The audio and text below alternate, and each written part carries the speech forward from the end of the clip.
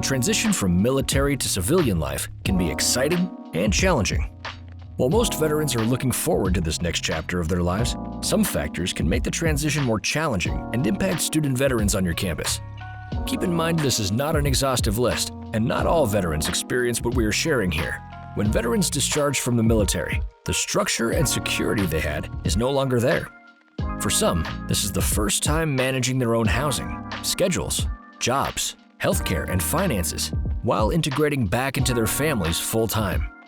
Some additional challenges might be juggling life, family, and school responsibilities, managing instructors' expectations, learning how to study, socializing with new peers, navigating new systems like school and the VA, managing new physical or mental health issues.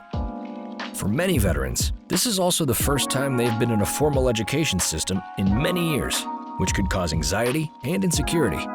Some veterans have shared feelings of isolation, not fitting in, not belonging, urgency, being behind, loss of camaraderie, loss of a shared mission. There are a number of ways to support student veterans on campus.